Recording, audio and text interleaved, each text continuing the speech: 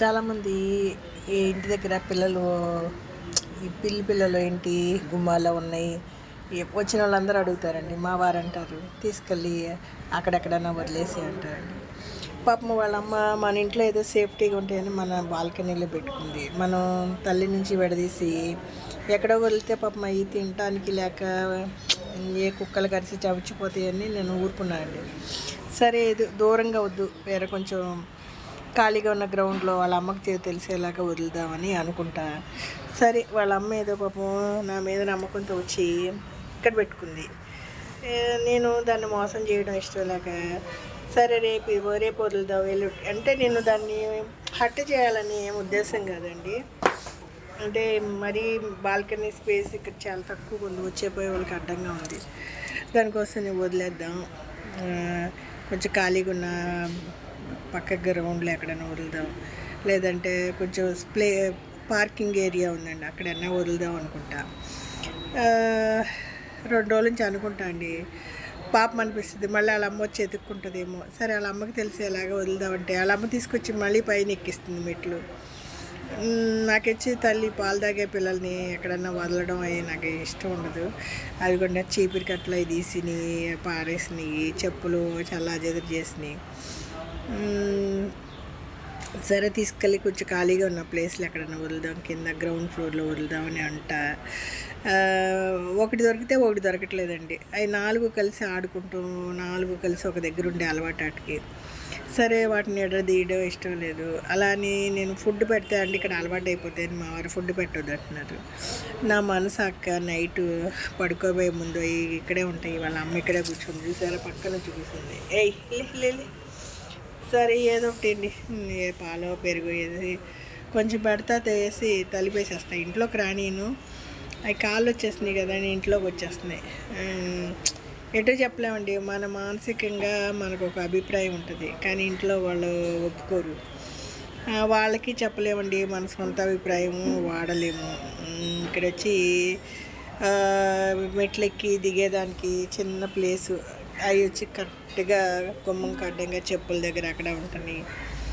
కాసేపు ఆడితే సరే వాళ్ళ అమ్మకి తెలియకుండా వదిలితే అంటే ఈ పిల్లలు పాలు కోసం ఏడుస్తాయి.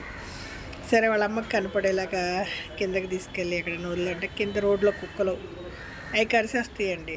నేను ఏం చెప్పలేక వాటిని పట్టుకుంటే దొరుకుతాయి.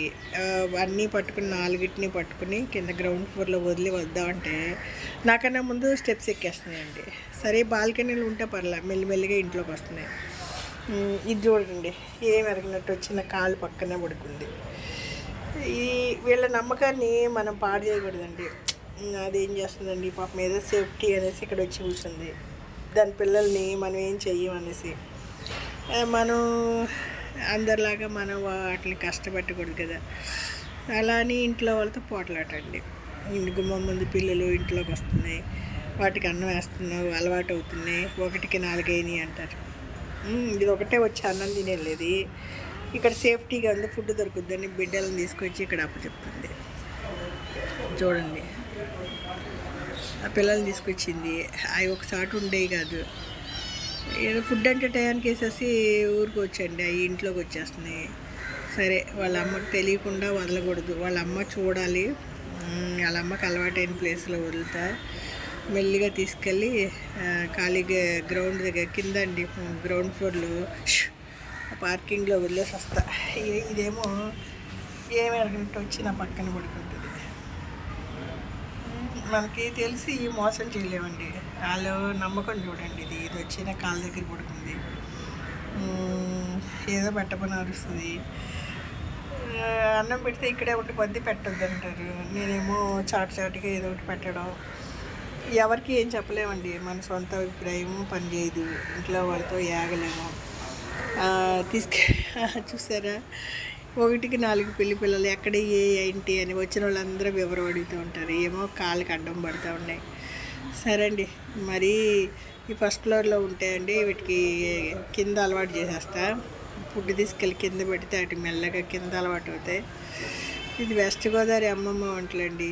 ఈ పిల్లలు ఎప్పటి నుంచో అండి, ఏదో ఒక పిల్ల వచ్చి జారుతూ దానికి పిల్లలు పెట్టడం, తీసుకొచ్చి ఎక్కడో పిల్లలు పడుతుంది, లాస్ట్లో తీసుకొచ్చి మా గుమ్మాలో వదిలేసి సపరేట్ వెళ్ళిపోతుంది. మళ్ళీ ఆ పిల్లల్ని నేను పెంచాలి. షిష్ వచ్చి రాసుకుని ఉంచుంటుంది. మనం ఏమి కొట్టము పిల్లల్ని, పిల్లలకి కష్టం వస్తే చూస్తామని నమ్మకం అండి.